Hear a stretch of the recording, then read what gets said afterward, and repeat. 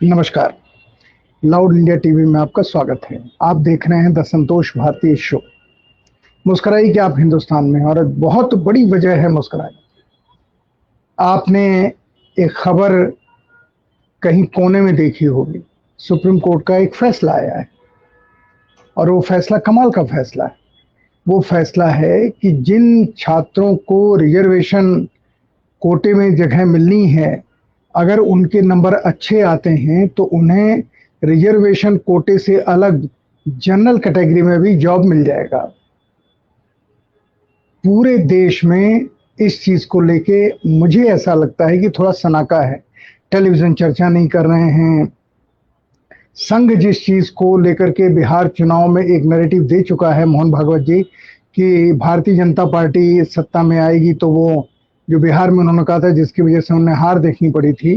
पर संघ का ये विचार है कि भारतीय जनता पार्टी के सत्ता में आने पर रिजर्वेशन खत्म होगा और एक फ्री मुक्त दौड़ शुरू होगी। चाहे वो जिस जो जो कायम जो काबिल होगा उसे नौकरी मिलेगी, उसे प्रमोशन मिलेगा। रिजर्वेशन वाला आधार खत्म करना होगा।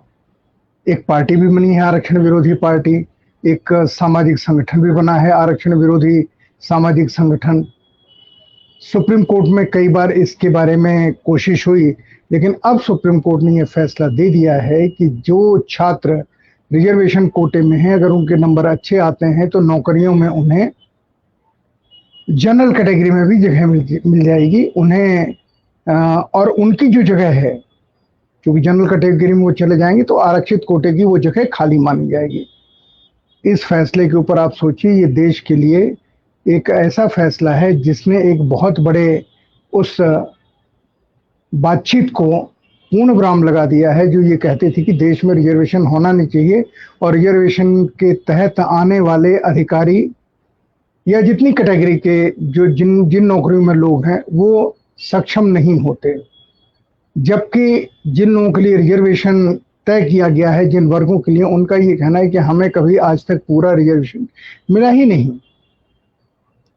जब पूरा मिल जाए तब आप खत्म करने की बात करो, क्योंकि जो है उसी को आप पूरा नहीं भरते हैं।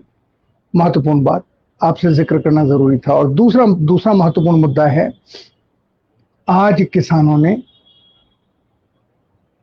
केएमपी नेशनल हाईवे जाम किया और 4 घंटे जाम किया, 12 बजे से लेकर 5 बजे तक।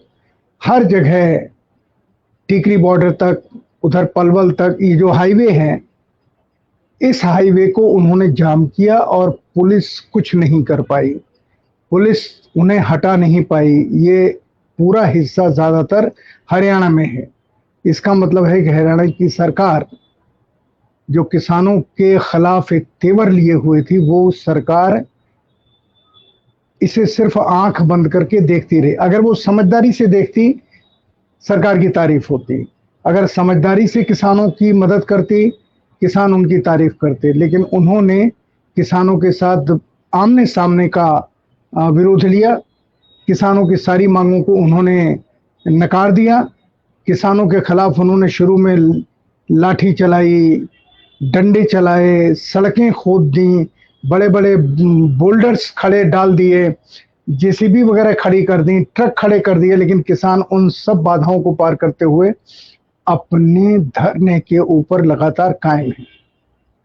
आज का दिन किसानों की विजय का दिन है। जो कल तक लोग कहते थे कि किसान कमजोर हो गए हैं, किसान थक गए हैं, किसान सीमा पर नहीं है, आज एक और घटना ऐसी हुई। एक विधायक भारतीय जनता पार्टी के, वो कुछ खाप चौधरियों को लेकर के पश्चिमी उत्तर प्रदेश के मुख्यमंत्री योगी आदित्यनाथ के यहाँ पहुंच गए। कुछ कहा होगा, आपकी ये मांग है, वो मांग है, मैं पूरी करा दूंगा। वो उनके कहने पर एक रिश्ते होते हैं। वो विधायक जी के कहने के ऊपर योगी आदित्यनाथ के यहाँ पहुंच गए। योगी जी से उन्होंने बातचीत की। बातचीत के बाद वो सीधे गाजीपुर बॉर्डर आज पहुंचे और गाजीपुर बॉर्डर पहुंचने के बाद उन्होंने सरकार को चेतावनी दी कि सरकार किसान आंदोलन के विरोध में हमारे बीच में राजनीति न करे। खाप चौधरियों ने कहा कि किसानों को लेकर के सरकार हमारे साथ राजनीति न करे, हमें भटकाने की कोशिश न करे। और उन्होंने ये भी बहुत साफ कहा सरकार से कि सरकार ये मान ले कि हमारी एक सामाजिक व्यवस्था है और वो पूरी सामाजिक व्यवस्था, खाप व्यवस्था किसान आंदोलन के साथ है। और आज उनके करीब 200 ट्रैक्टर गाजीपुर बॉर्डर पहुंचे और उन्होंने जो जो गए थे योगी आदित्यनाथ से मिलने के लिए, उन्होंने घोषणा की हम किसान आंदोलन के साथ हैं। वहां किसानों ने उनका स्वागत किया, उन्होंने वहां भाषण दिया। वो राकेश टिकैत से मिलना चाहते थे, लेकिन राकेश टिकैत अपने प्रोग्राम के हिसाब से दिल्ली से बाहर थे। वहां बाकी मौजूदा जो किसान प्रतिनिधि हैं, उन्होंने इन खाप चौधरियों का स्वागत किया। ये घटना महत्वपूर्ण है क्योंकि कल तक ये तेजी के साथ नैरेटिव चल रहा था कि किसान थक गए, किसान अपने घर जा रहे हैं, किसानों में टूट हो गई है, किसानों में मतभेद हो गया है। हर मौके के ऊपर किसान जीतते नजर आ रहे हैं, चाहे वो बंद का मसला रहा हो, चाहे वो धरने का मसला रहा हो, हर मसले पे, चाहे रेल रोकने का मसला रहा हो, किसान हर जगह जीतता आ रहा है। लेकिन फिर भी उसके खिलाफ दरबारी चैनल्स ने ये माहौल बना रखा है कि किसान आंदोलन तो लगभग समाप्त हो गया, टूट गया। कहाँ है किसान आंदोलन? आज किसानों ने फिर बताया कि हम क्या हैं। केएमपी नेशनल हाईवे को उन्होंने जाम कर दिया 12 बजे से लेकर शाम 5 बजे तक। एक चीज और जो आज किसानों ने की, किसानों ने ये कहा कि कल का दिन 8 मार्च का दिन अंतर्राष्ट्रीय महिला दिवस है। और आज मुझे वरिष्ठ राजनीतिक टिप्पणीकार अभय दुबे बता रहे थे कि 40,000 किसान, 40,000 महिलाएं सिंगू बॉर्डर की तरफ, टिगरी बॉर्डर की तरफ चल पड़ी हैं और वो रात में पहुंच जाएंगी। 40,000 महिलाएं अंतर्राष्ट्रीय महिला दिवस पर, जहां बॉर्डर पे तो शामिल होंगी ही होंगी, पर किसानों ने कहा कि कल उनकी जहां जहां धरने हो रहे हैं, जहां जहां मीटिंगें हो रही हैं, उन सारी जगहों पर महिलाएं मंच का संचालन करेंगी, महिलाएं ही बोलेंगी, महिलाएं ही तय करेंगी किसे बोलना है, नहीं बोलना है। और अंत में रात में ये घोषणा करेंगी कि उनका आगे का कार्यक्रम क्या है। कल 8 मार्च अंतर्राष्ट्रीय महिला दिवस। कल महिलाओं का जागरण देखने को मिलेगा हमें सारे देश में, क्योंकि आज गुजरात से किसानों का जत्था पहुंचा। जो शोर था कि गुजरात में किसान आंदोलन नहीं है, आज गुजरात से बहुत बड़ा जत्था, शायद 400 या 500 लोगों का बॉर्डर पर पहुंचा है दिल्ली के आसपास धरना देने के लिए, और यही कहने के लिए कि हम दूर हैं आपसे, लेकिन हम आपके साथ हैं, दिल से आपके साथ। जैसे हमारे साथ माजिद निजामी साहब आए थे, जो हिंद न्यूज़ के उर्दू अखबार के संपादक हैं उस ग्रुप के। उन्होंने ये कहा था, मैंने उनसे सवाल किया कि मुसलमान क्यों इससे दूर हैं। उन्होंने कहा कि मुसलमान दूर नहीं है, हर मुसलमान के दिल में ये आंदोलन है और हम वहां जा भी रहे हैं। उन्होंने बताया कि किस तरह पश्चिम उत्तर प्रदेश से, वो खुद पश्चिमी उत्तर प्रदेश के हैं, मुस्लिम किसानों के जत्थे इस आंदोलन में शामिल हैं। ये मैं आपको इसलिए बता रहा हूं कि ये उस नैरेटिव के बिल्कुल उल्टा है जो हमें दरबारी चैनलों के से सीखने को या जानने को या अफवाह के रूप में भटकाने के लिए समाचार प्रसारित होते हैं। और एक बिल्कुल आईटी सेल है एक पार्टी का, जो सरकार समर्थक पार्टी है, जिसकी सरकार है, जो सरकार में शामिल है, उस पार्टी का आईटी सेल तो सुबह से शाम तक झूठे प्रचार करता रहता है।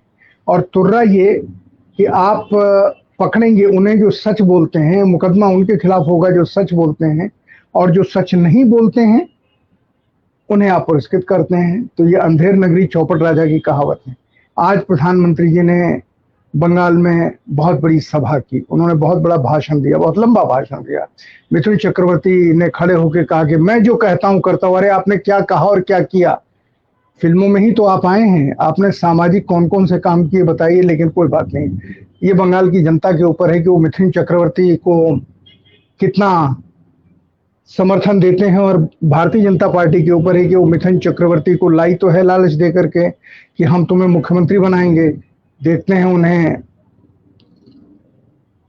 इसकी स्पष्ट घोषणा करती है नहीं। आज तो घोषणा नहीं हुई कि मिथुन चक्रवर्ती आ गए हैं, अब यही हमारे मुख्यमंत्री होंगे। कल भारतीय जनता पार्टी बंगाल में टूट जाती अगर ये अनाउंस होता, क्योंकि वहां तो बहुत सारे लोग हैं। और जिस चीज को लेकर के फिर एक ढिंडो भोंपू मीडिया ये खबर फैला रहा है कि ममता, आज आज कहा प्रधानमंत्री जी ने, ममता बनर्जी की स्कूटी नंदीग्राम जाकर के रुकी। अरे भैया, वो तो जहां थी वहीं से लड़ना चाहती थी। आपके जो आपके जो गृह मंत्री हैं अमित शाह, कैलाश विजयवर्गीय, वो जो निकले हैं शुभेंदु चौधरी, सब चुनौती दे रहे थे ममता बनर्जी में दम है तो यहां से चुनाव लड़के देख लें। उन्होंने नहीं कहा कि हम भवानीपुर में जो उनका पुराना चुनाव क्षेत्र है वहां जाके चुनाव लड़ेंगे। उन्होंने कहा वो चाहे तो यहाँ आके हमारा अखाड़ा और हम पहलवान को न्योता दे रहे हैं यहाँ के चुनाव लड़ने। जब ममता बनर्जी ने उसको स्वीकार कर लिया कि ठीक है मैं नंदीग्राम से आके चुनाव लड़ूंगे, अब सबके चेहरे पे हवाइयां हैं कि ये ममता बनर्जी ने, अब उल्टा प्रचार हो गया कि उन्होंने भवानीपुर के लोगों को धोखा दिया। नंदीग्राम में जहां जहां अभी उन्होंने लड़ने का तय किया है, तो वो अब मुझे पता नहीं क्या है, ये किस तरीके के चैनल हैं, किस तरीके के ढिंडोरची पत्रकार हैं जो जिनको अभी 5 दिन 10 दिन पहले दी हुई चुनौतियां याद नहीं है कि जो पब्लिक मीटिंग में चुनौतियां दी गई थी ममता बनर्जी को, वो भी उन्हें याद नहीं है। अब वो उसको उल्टा करने की कोशिश कर रहे हैं, ममता बनर्जी के ऊपर थोपने की। और इसीलिए इस ढिंडोरची मीडिया का, दरबारी मीडिया की साख खत्म हो गई है।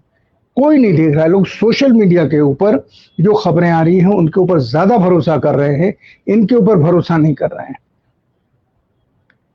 ये हमारे जीवन की, हमारे लोकतंत्र की त्रासदी है। और मैं एक बार जिक्र कर चुका हूं, आज दोबारा इसलिए जिक्र करना चाहता हूं कि उसका सारी दुनिया में चर्चा हो गया है कि जो अंतर्राष्ट्रीय रैंकिंग करने वाली एजेंसीज हैं, उन एजेंसीज ने भारत को आंशिक स्वतंत्र देशों की श्रेणी में डाल दिया है। भारत सरकार ने इसका खंडन किया है, लेकिन एजेंसी अपनी बात पे कायम है। उसने कहा है हमारे पास जितनी खबरें हैं, जितनी एजेंसियों की रिपोर्ट है, हमने जो सर्वे कराया है, वो सब कहता है कि भारत अब पूर्ण स्वतंत्र देश नहीं है, आंशिक स्वतंत्र देश है। और उस चीज के ऊपर सारी दुनिया भरोसा कर रही है। कल रात के 8:30 बजे संतोष भारतीय शो में हम एक मेहमान को आमंत्रित करेंगे, मेरीलैंड यूनिवर्सिटी के एक बुद्धिजीवी को, और उनसे हम बातचीत करेंगे कि टाइम मैगजीन ने ये जो किसानों को लेकर के लीड स्टोरी की है, कवर स्टोरी की है, जिसमें महिलाओं की हिस्सेदारी की भूरी भूरी तारीफ की है, इसका क्या मतलब विदेशों में बसे भारतीय मानते हैं। कल इसके ऊपर हम संतोष भारती शो में 8:30 बजे बातचीत करेंगे रात के। पर मैं आपको सिर्फ इतना बताऊं कि सारी दुनिया एक तरह से सोच रही है और हम उस सारी दुनिया को, चूंकि वो हमारे पक्ष में नहीं है, हम उसे मूर्ख बताने की बात कर रहे हैं। हमारे टेलीविजन चैनल, दरबारी चैनल यही कर रहे हैं और इसीलिए इनकी साख खत्म हो गई। आप सारा सोशल मीडिया बंद कर दीजिए, आप उन सारे लोगों को बंद कीजिए, आप अकेले पिपीहिरी बजाइए, लोग भरोसा करने वाले नहीं है, क्योंकि लोगों के सामने उनकी रोजी रोटी का संकट है, उनकी खेती का संकट है, उनके उनके उनके पास ऐसे उदाहरण भरे पड़े हैं जिससे ये लगता है कि सरकार पूरे देश की खेती को कॉरपोरेट के हवाले करना चाहती है। वो सारे तर्क आज किसानों की नई बात कही, वो भी आपको बता दो। और आज नहीं कही, कहा तो उन्होंने परसों से, लेकिन आज उन्होंने ज्यादा मजबूती से कहा। कृषि मंत्री का आज बयान आया कि किसान बताते तो नहीं है कि इसमें काला है क्या, कानून में कौन सी गड़बड़ है, हम उसे सुधारने की बात करें, रद्द कर दो कहते हैं। आज किसानों ने कहा कि हमारी सारी मीटिंग की वीडियोग्राफी सरकार ने कराई है, जितनी भी 11 दौर की बातचीत हुई है उन सब की वीडियो सरकार के पास है। सरकार ने एक की सांस कैसे लेते हैं वो भी उन्होंने रिकॉर्ड कराया है। और किसानों ने कहा कि हम सरकार से निवेदन करते हैं कि वो सारे वीडियो पब्लिक करें। और देखे कि हमने सरकार को एक एक चीज बतलाई है, समझाई है कि नहीं समझाई। और जब हमने समझाई थी दूसरी मीटिंग में, तब सरकार ने कहा था कि हम संशोधन करने के लिए तैयार हैं। उसके पहले तो कानूनों में संशोधन की बात ही नहीं सुनना चाहते थे। हमने जो लिख दिया वो बाइबल है, वो कुरान है, वो गीता है, वो गुरु ग्रंथ साहब की लाइन है, कैसे बदली जा सकती है। हमने देश के सारे किसानों को ध्यान में रख करके ये कानून बनाए। संशोधन की बात सरकार को क्यों अचानक करने लगी? किसान कह रहे हैं ये जब हमने उनको बताया तब। और वो वीडियो अगर सामने आए तो पता चलेगा सरकार कितनी झूठी है और किसान कितना सच बोल रहे हैं। किसान नेताओं ने खुला चैलेंज दिया है अब सरकार का। और मैं जानता हूं सरकार इसके ऊपर कोई जवाब नहीं देगी, वीडियोग्राफी नहीं करेगी। प्रेस के ही सामने वो सारे वीडियो दिखा दें। आप अपनी साइट में मत डालिए, सोशल मीडिया पे मत डालिए, सिर्फ चंद चुनिंदा पत्रकारों को दिखा दीजिए, वो उसके फुटेज लेकर के चर्चा कर लेंगे। दरबारी मीडिया को दिखाइए, जिसे लोग गोदी मीडिया कहते हैं, उसे दिखाइए। जो आपकी ढपली बजाते हैं सत्य से दूर, असत्य के पक्ष में, उन्हें दिखाइए। उनसे कहिए कि देख लो और इसको हमारे पक्ष में कैसे इसका प्रचार हो सकता है तय करो, देखें वो क्या करते हैं। लेकिन आज किसान नेताओं को, जो परसों से उन्होंने बात की मजबूती से कहने के लिए, मैं उन्हें बधाई देता हूं, जिन्होंने सरकार से कहा कि आप मत हमारी बहस में उलझो ना, हमने बताया कि नहीं बताया, हम झूठे हैं। तो वो जो वीडियो आपने रिकॉर्ड किए हैं उन्हें पब्लिक में कर दीजिए। वो वीडियो पब्लिक देख करके फैसला करे कि हम सही कह रहे हैं कि आप सही कह रहे हैं। अच्छा छोड़ दीजिए, आप सही कह रहे हैं लेकिन हमको हमारे ऊपर ये इल्जाम कि हमने आपको बताया नहीं कि क्या उस कानून में गलत है। उसको वीडियो आने पर कम से कम ये तो पता चल जाएगा कि हम समझाने की क्षमता रखते हैं या नहीं रखते हैं, हम सरकार से बातचीत करने की हैसियत रखते हैं या नहीं रखते हैं। कम से कम वो भाषा हम जानते हैं कि नहीं जानते हैं जो सरकार या सरकारी अधिकारियों को समझ में आती है। तो कह रहे हैं वीडियो सामने रख दीजिए, सरकार नहीं रख रही। सरकार का कोई जवाब, कृषि मंत्री इसके बाद खामोश हो गए, जैसे उनके मुंह में जुबान है ही नहीं। दरअसल लंबी जुबान तो सरकार के मंत्री बोल रहे हैं, मुझे कहने में कोई परेशानी नहीं। और अभय दुबे जी ने कहा आज हमारे प्रोग्राम में कि सरकार 2 मई का इंतजार कर रही है, और साथ में उन्होंने कहा कि किसान भी 2 मई का इंतजार कर रहे हैं। वो 12 मार्च को बड़ी रैली करने जा रहे हैं बंगाल में, यहाँ चुनाव है। और किसान नेता दर्शन पाल सिंह ने ये कहा इस आरोप के जवाब में कि आप तो राजनीति की बात कर रहे हैं। उन्होंने कहा नहीं, हम सरकार को ये बता रहे हैं कि अगर आप नहीं सुनेंगे तो हम जनता से कह सकते हैं कि आपको वोट न दे।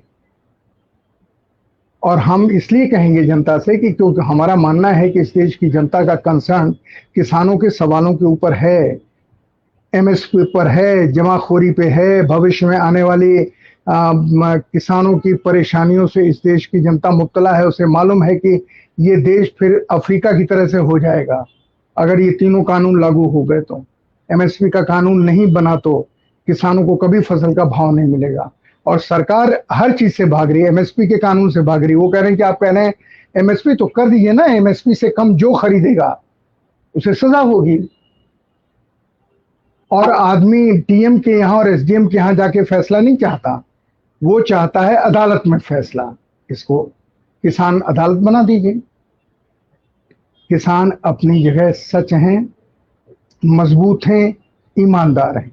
अगर कहीं कोई बेईमान या लड़खड़ाता हुआ झूठ बोलता नजर आ रहा है, वो पक्ष है जिससे किसान मांग कर रहे हैं। इसीलिए किसान 15 तारीख से मजदूरों के साथ मिलकर के एंटी कॉर्पोरेट डे मना रहे हैं।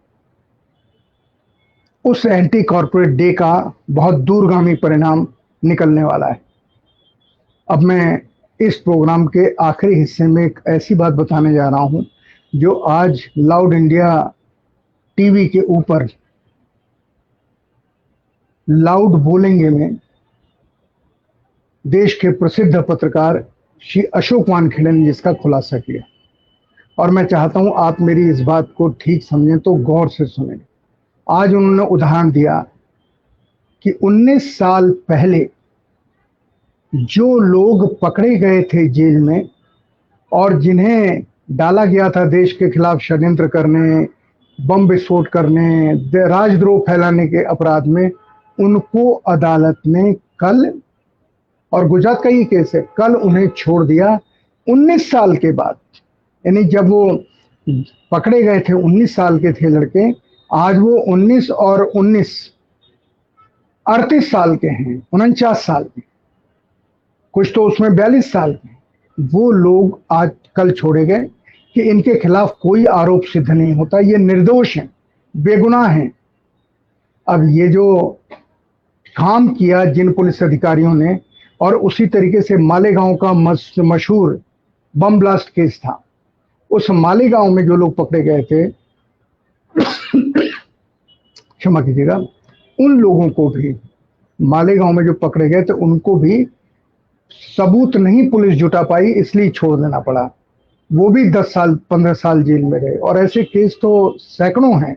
चौथी दुनिया उसके ऊपर लीड स्टोरी कर चुकी है, बहुत बड़ी स्टोरी कर चुकी है कि कौन कौन लोग हैं जो इस देश में इतने सालों से जेल में हैं और 20 साल 25 साल के बाद उन्हें ये कह के छोड़ा जाता है, अदालत छोड़ देती है कि पुलिस सबूत नहीं जुटा पाई। अब यहाँ सवाल खड़ा होता है, उनके जो ये 20 साल 25 साल जो जेल में गए, उसका कोई भरपाई करेगा या नहीं करेगा?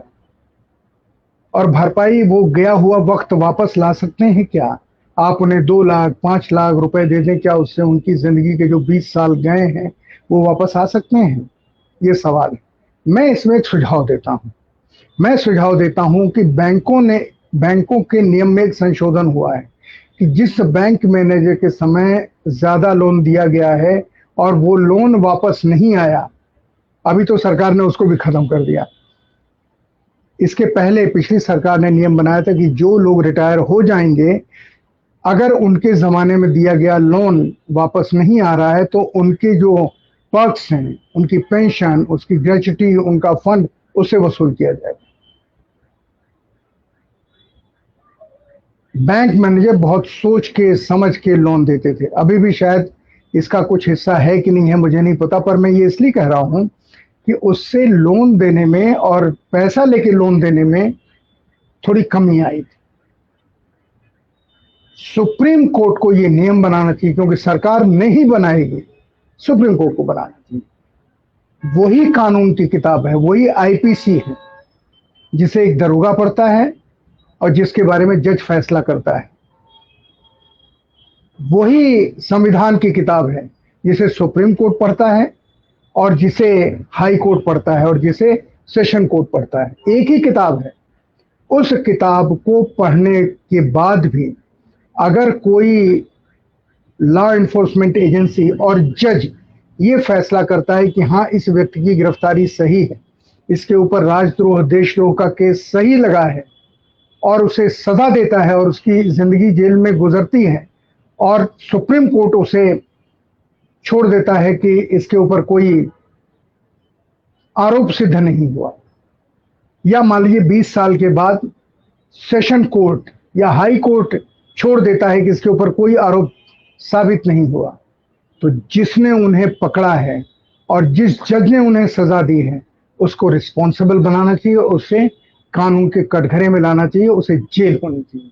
उस जज को भी जिसने उसी कानून की किताब को पढ़कर की ये सजा दी, जिस कानून की किताब को पढ़ के उसके बड़े वाले कोर्ट ने कहा कि ये गलत हुआ है, इस व्यक्ति के साथ अन्याय हुआ, इसके जो 20 साल 18 साल 19 साल 20 साल 25 साल जेल में गए हैं, उसके लिए हम खेद प्रकट करते हैं, लेकिन इसके ऊपर कोई दोष सिद्ध नहीं हुआ।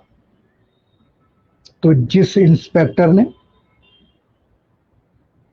अरेस्ट किया और जिस जज ने उन्हें सजा दी, उन सबको रिस्पॉन्सिबल ठहराना चाहिए।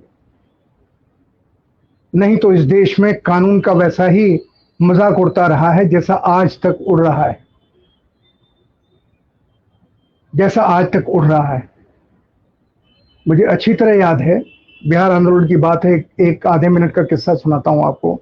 बिहार आंदोलन की बात है। बिहार में एक जगह है मुजफ्फरपुर, वहां पर कुछ नौजवानों ने, जिनमें मैं भी शामिल था, जेपी का संगठन था तरुण शांति सेना, जिसने इस आंदोलन को शुरू किया था। और उन्होंने कहा था कि इतनी महंगाई बढ़ गई है, हम दाम बताएंगे, जो इसकी खरीद की प्राइस है उसमें इतने प्रतिशत जोड़ करके इतना प्रॉफिट दुकानदार को लेना चाहिए, उससे ज्यादा नहीं लेना चाहिए, हम इसकी घोषणा करेंगे। बिहार सरकार, गफूर साहब मुख्यमंत्री थे, घबरा गए और उसने 3 लोगों को, किशोर शाह, कुमार प्रशांत और संतोष भारती को जेल में डाल दिया। और जेल में डाल के उन्होंने पहला मीसा लगा दिया हमारे ऊपर। इसके बाद बिहार आंदोलन शुरू हुआ। लेकिन मुख्य बात यह नहीं है, मुख्य बात यह है कि जब हम मीसा में जेल में चले गए, जयप्रकाश जी ने एक लेख लिखा सर्चलाइट में अंग्रेजी में और इंडियन नेशन, एक ही लेख दोनों अखबारों में छपा, जिसमें जयप्रकाश जी ने अब्दुल गफूर को, जो मुख्यमंत्री थे उस समय बिहार के, उन्हें संबोधित करते हुए कहा कि जिन लड़कों को आपने कानून व्यवस्था तोड़ने के जुर्म में मीसा लगा के जेल में डाला है, अब्दुल गफूर साहब, ये लड़के आपको कानून व्यवस्था कैसे बनाई रखी जा सकती है सिखा सकते हैं। मुझे वो लाइनें अब तक याद है, मेरे दिमाग में बिजली की तरह चौंकती। लोकनायक जयप्रकाश नारायण ने ये लेख लिखा था सर्चलाइट और इंडियन नेशन में, जो पटना के अंग्रेजी के, बिहार के अंग्रेजी के 2 बड़े अखबार थे, कि जिन लड़कों को अब्दुल गफूर साहब आपने जेल में मीसा डाल के लगाया है, वो लड़के आपको कानून व्यवस्था कैसे बनाए रखनी चाहिए सिखा सकते हैं। ये थे लोकनायक जयप्रकाश नारायण। आज कोई लोकनायक जयप्रकाश नारायण नहीं है, लेकिन कितने ही निर्दोष जेल में हैं। आज कोई बाबा आमटे नहीं है, आज कोई नैतिक शक्ति नहीं है इस देश में। तो क्या इसका मतलब है कि संविधान और कानून सब अनैतिक हो गया? नहीं, अनैतिक नहीं हुआ। इसका भी वक्त आएगा। और फैज की कविता, लाजिम है कि हम भी देखेंगे, हम देखेंगे, लाजिम है कि हम भी देखेंगे।